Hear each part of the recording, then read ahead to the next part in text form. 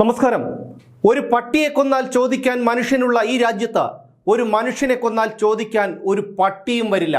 പൃഥ്വിരാജ് നായകനായ ഒരു മലയാള സിനിമയിലെ ഹിറ്റ് ഡയലോഗാണിത്. വളരെ ശരിയായ ഒരു കാര്യമാണിത്. ഒരു മനുഷ്യനെ കൊന്നാൽ ചോദിക്കാൻ ഒരു പട്ടിയും വരില്ല. എന്നാൽ കടിച്ചു കീറാൻ വരുന്ന തെരുവ് പട്ടിയെ ഒരു കല്ലെടുത്തെറിഞ്ഞാൽ അവനെതിരെ കേസെടുക്കും. എന്തൊരു വിചിത്രമായ നിയമം! ഇന്ത്യയിൽ വധശിക്ഷ നിർത്തലാക്കണമെന്നാണ് ഒരു കൂട്ടം മനുഷ്യസ്നേഹികൾ മുറവിളി കൂട്ടുന്നത്. ഇന്ത്യയിൽ മാത്രമല്ല, ലോകത്തെമ്പാടും ഇത്തരത്തിൽ കുറേ എണ്ണമുണ്ട്. വധശിക്ഷ നടപ്പാക്കാൻ പാടില്ലത്രേ, പ്രാകൃതമായ ശിക്ഷയാണത്രേ. മിനിഞ്ഞാന്ന് കേരളത്തെ ഞെട്ടിച്ച ഒരു സംഭവമുണ്ടായി. കോഴിക്കോട് പേരാമ്പ്രയിൽ 27-കാരിയായ അനു എന്ന യുവതിയെ മുജീബ് റഹ്മാൻ എന്നൊരു നരാധമൻ അതിക്രൂരമായി കൊലപ്പെടുത്തി. ഈ മുജീബ് റഹ്മാനും അനുവും തമ്മിൽ എന്തെങ്കിലും മുൻപരിചയമുണ്ടോ? ഇല്ല. മുൻപരിചയം പോയിട്ട് മുമ്പൊരിക്കലും കണ്ടിട്ട് പോലുമില്ല. അധികം വാഹന സൗകര്യം ഇല്ലാതിരുന്ന സ്ഥലമായതിനാൽ നടന്നു പോകുകയായിരുന്ന അനു മുജീബ് റഹ്മാൻ തൻ്റെ ബൈക്കിൽ ലിഫ്റ്റ് വാഗ്ദാനം ചെയ്തപ്പോൾ സ്വീകരിച്ചു. ഹെൽമറ്റ് ധരിച്ചിരുന്നതിനാൽ അവൾക്ക് ആളെ മനസ്സിലായില്ല. നാട്ടിലുള്ള ആരെങ്കിലും ആയിരിക്കും എന്ന് ആ പാവം കരുതി. മട്ടന്നൂരിൽ നിന്ന് മോഷ്ടിച്ച ബൈക്കിലാണ് മുജീബ് റഹ്മാൻ പേരാമ്പ്രയിൽ എത്തിയത്. ബൈക്കിൽ കയറിയ അനുവിനെ ആളൊഴിഞ്ഞ ഭാഗത്തെത്തിയപ്പോൾ തോട്ടിലേക്ക് തള്ളിയിട്ട് തല വെള്ളത്തിൽ ചവിട്ടി താഴ്ത്തി കൊലപ്പെടുത്തി. അവളുടെ 5.5 പവൻ സ്വർണ്ണാഭരണം കവർന്നു. വളരെ ഞെട്ടലുണ്ടാക്കിയ ഒരു സംഭവമാണിത്. പക്ഷേ ഇതിനേക്കാൾ ഞെട്ടലുണ്ടാക്കിയത് മറ്റൊരു കാര്യത്തിലാണ്. പ്രതിയായ മുജീബ് റഹ്മാന് സംസ്ഥാനത്തിലെ വിവിധ പോലീസ് സ്റ്റേഷനുകളിലായി 60-ലധികം കേസുകളുണ്ടത്രേ. നോക്കണം, 1ഉം 2ഉമല്ല, 60-ലധികം കേസുകൾ. മുക്കത്ത് മോഷണ ശ്രമത്തിനിടയിൽ യുവതിയെ പീഡിപ്പിച്ച കേസും വയോധികയെ ഓട്ടോറിക്ഷയിൽ കെട്ടിയിട്ട് പീഡിപ്പിച്ച കേസും ഉൾപ്പെടെയാണ് ഈ 60-ലധികം കേസുകൾ. കൂടുതലും മോഷണ കേസുകൾ. ഇവിടെ യഥാർത്ഥ കുറ്റവാളി ആരാണ്? മുജീബ് റഹ്മാനാണോ? അല്ലെന്ന് ഞാൻ പറയും. കാരണം ഇത്രയും ക്രൂരനായ ഒരു കുറ്റവാളി സമൂഹത്തിൽ യഥേഷ്ടം ഇറങ്ങി നടന്ന് വീണ്ടും വീണ്ടും കൊലപാതകങ്ങളും കവർച്ചകളും നടത്തുന്നുണ്ടെങ്കിൽ അതിൻ്റെ ഉത്തരവാദി രാജ്യത്തെ നിയമവ്യവസ്ഥ തന്നെയാണ്. കരമൊടുക്കിയ 2 ആൾജാമ്യവും 10,000-15,000 രൂപയും ഉണ്ടെങ്കിൽ എന്തുമാകാമെന്ന ധൈര്യമാണ് പലർക്കും. പ്രത്യക്ഷത്തിൽ 60-ലധികം കേസുകളുണ്ടെങ്കിൽ പുറത്തു വരാത്ത എത്രയോ കുറ്റകൃത്യങ്ങൾ ഈ മുജീബ് റഹ്മാൻ ചെയ്തിട്ടുണ്ടാകും. 18 വയസ്സ് മുതൽ ഇയാൾ കുറ്റകൃത്യങ്ങൾ ചെയ്യാൻ തുടങ്ങിയതാണത്രേ. ഇപ്പോഴയാൾക്ക് 49 വയസ്സ്. കഴിഞ്ഞ 31 കൊല്ലങ്ങൾ കൊണ്ട് എത്ര ജീവനുകളും ജീവിതങ്ങളുമാണ് ഈ നരാധമൻ തകർത്തെറിഞ്ഞത്. അപ്പോൾ ഇതിൻ്റെയൊക്കെ ഉത്തരവാദി ആരാണ്? അപ്പോൾ ഇതിൻ്റെ എല്ലാം ഉത്തരവാദി നമ്മുടെ നാട്ടിലെ നിയമമാണ്. നിയമനിർമ്മാണം നടത്തുന്ന ഭരണകർത്താക്കൾക്കും ന്യായാധിപന്മാർക്കും അത് നടപ്പിലാക്കുന്ന ഉയർന്ന പോലീസ് ഉദ്യോഗസ്ഥർക്കുമൊന്നും ആരെയും പേടിക്കേണ്ട കാര്യമില്ല. കാരണം അവർക്കും കുടുംബത്തിലുള്ളവർക്കും സുരക്ഷയുണ്ട്. സുരക്ഷയില്ലാത്തത് സാധാരണക്കാരായ നമുക്കാണ്.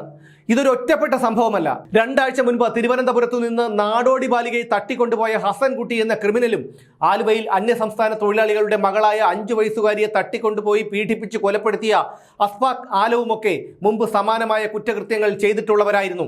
പിന്നെയും അവരെ അതേ കുറ്റകൃത്യം തന്നെ ചെയ്യാൻ പ്രേരിപ്പിച്ചത് എന്താണ്? ഒരു കേസിൽപ്പെട്ടാൽ ഇത്രയേ ഉള്ളൂ. ആദ്യത്തെ 2-3 ദിവസത്തെ പ്രശ്നമേയുള്ളൂ. ജയിലിലെത്തിയാൽ സുഖം. മട്ടനും ചിക്കനും മീനും ഉൾപ്പെടെയുള്ള വിഭവസമൃദ്ധമായ ഭക്ഷണവും ചികിത്സയും മാത്രമല്ല, ക്ഷൗരം ചെയ്യാൻ പോലും ജയിലിൽ ആളെത്തും. പണ്ടത്തെ പോലെ ജയിലിൽ ഇടിയും അടിയുമൊന്നുമില്ല. ജയിലിനുള്ളിൽ സകലയിടത്തും CCTV ക്യാമറകളാണ്. കുറ്റവാളികളാണെങ്കിലും അവരുടെ പൗരാവകാശവും മനുഷ്യാവകാശവും ഒന്നും ലംഘിക്കപ്പെടരുതല്ലോ.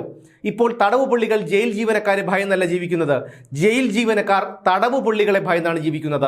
കേരളത്തിലെ ജയിലുകളിൽ മാത്രം വധശിക്ഷയ്ക്ക് വിധിക്കപ്പെട്ട 30-ലധികം പേരുണ്ട്. സമൂഹത്തിന് ഭീഷണിയായ കൊടും കുറ്റവാളിയാണെങ്കിൽ പിന്നെയും എന്തിനാണ് ഇവരെയൊക്കെ പൊതുജനങ്ങളുടെ നികുതിപ്പണമെടുത്ത് തീറ്റിപ്പോറ്റുന്നത്?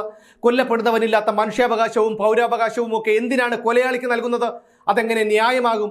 മര്യാദയ്ക്ക് അവനവൻ്റെ വീട്ടിലിരിക്കുന്നവനെ പോലും വീട് കുത്തി തുറന്ന് അകത്തു കയറി തലക്കടിച്ചും വെട്ടിയും കുത്തിയുമൊക്കെ കൊലപ്പെടുത്തി കവർച്ച നടത്തുന്നവന് വധശിക്ഷ നൽകരുത് എന്ന് പറയുന്നത് എന്ത് ന്യായമാണ്? നമ്മുടെ നാട്ടിലെ നിയമം അപര്യാപ്തമാണെന്ന് ഉത്തർപ്രദേശിലെ മുഖ്യമന്ത്രി യോഗി ആദിത്യനാഥിന് അറിയാവുന്നത് കൊണ്ട് തന്നെയാണ് ഉത്തർപ്രദേശിൽ പോലീസ് കസ്റ്റഡിയിൽ നിന്ന് രക്ഷപ്പെടാൻ ശ്രമിക്കുന്ന പ്രതികൾ വെടിയേറ്റു മരിക്കുന്നത്. 1ാം യോഗി സർക്കാരിന്റെ കാലത്ത് 180-ലേറെ കുറ്റവാളികൾ ജയിലിലേക്ക് കൊണ്ടുപോകുന്ന വഴിയും മറ്റും രക്ഷപ്പെടാൻ ശ്രമിച്ചപ്പോൾ പോലീസിന്റെ വെടിയേറ്റ് മരിച്ചിട്ടുണ്ട്. 2ാം യോഗി സർക്കാരിന്റെ കാലത്ത് കുറ്റകൃത്യങ്ങൾ കുറഞ്ഞു. അതുകൊണ്ട് തന്നെ പോലീസ് കസ്റ്റഡിയിൽ നിന്ന് പ്രതികൾ രക്ഷപ്പെടാൻ ശ്രമിക്കുന്നതും പോലീസിന്റെ വെടിയേറ്റ് മരിക്കുന്നതുമായ സംഭവങ്ങൾക്ക് കുറവുണ്ടായിട്ടുണ്ട്. സമൂഹത്തിനും ജനങ്ങൾക്കും ഭീഷണിയായ കുറ്റവാളികൾ ഏറ്റുമുട്ടലിൽ കൊല്ലപ്പെടുക മാത്രമല്ല, അവരുടെ വീടുകളും വ്യാപാര സ്ഥാപനങ്ങളുമൊക്കെ ബുൾഡോസർ ഉപയോഗിച്ച് ഇടിച്ചു നിരത്തുകയും ചെയ്തു. ഇരകൾക്ക് നീതി നിഷേധിക്കപ്പെടുമെന്നുള്ളത് കൊണ്ടാണ് ഇത്തരത്തിലുള്ള സംഭവങ്ങൾ ഉണ്ടായത്. ഒരു കൊലപാതകം ചെയ്താലും 2 കൊലപാതകം ചെയ്താലും ആൾക്കൂട്ട കൊല നടന്നാലും ഇവിടെ വധശിക്ഷയില്ല. അപൂർവങ്ങളിൽ അത്യപൂർവമായ കുറ്റകൃത്യങ്ങൾക്ക് മാത്രമേ വധശിക്ഷയുള്ളൂ പോലും. എന്ത് മാനദണ്ഡത്തിലാണ് വധശിക്ഷ വിധിക്കുന്നത്? 41 വെട്ടുകൾ മുഖത്തും പിന്നെ 10 വെട്ടുകൾ ശരീരത്തിലെ മറ്റു ഭാഗങ്ങളിലുമായി വെട്ടിനുറുക്കപ്പെട്ട TP ചന്ദ്രശേഖരന്റെ കൊലയാളികൾക്ക് വധശിക്ഷയില്ല. രാജ്യത്ത് തീവ്രവാദ പ്രവർത്തനവും സ്ഫോടനവും നടത്തിയ തടിയന്റെ അവിടെ നസീർ ഉൾപ്പെടെയുള്ള ഭീകരന്മാർക്ക് വധശിക്ഷയില്ല. മധു എന്ന പാവം ആദിവാസി യുവാവിനെ ആൾക്കൂട്ട കൊലക്കിരയാക്കിയവർക്കും വധശിക്ഷയില്ല. എന്തൊരു ഗതികേടാണിത്! പ്രതികൾക്ക് മാനസാന്തരം ഉണ്ടാകാനാണത്രേ തടവു ശിക്ഷ വിധിക്കുന്നത്. അങ്ങനെയെങ്കിൽ 60-ലധികം കേസുകളിൽ പ്രതിയായി പലവട്ടം ജയിലിൽ കിടന്നിട്ടുള്ള മുജീബ് റഹ്മാന് പണ്ടേ വധശിക്ഷ കിട്ടേണ്ടതായിരുന്നു. ഇത്തരം കുറ്റവാളികളെ സൃഷ്ടിക്കുന്നതും വളർത്തുന്നതും രാജ്യത്തിന്റെ നിയമത്തിന്റെ അപര്യാപ്തത തന്നെയാണ്. വധശിക്ഷ കർശനമാക്കുക മാത്രമല്ല, വധശിക്ഷയ്ക്ക് വിധിക്കപ്പെട്ട് ജയിലിൽ കഴിയുന്ന കൊടും കുറ്റവാളികളുടെ വധശിക്ഷ നടപ്പിലാക്കുകയും ചെയ്യണം. എങ്കിൽ മാത്രമേ രാജ്യത്ത് വർദ്ധിച്ചു വരുന്ന കുറ്റകൃത്യങ്ങളെ ഒരു പരിധിവരെയെങ്കിലും പിടിച്ചു നിർത്താൻ കഴിയൂ.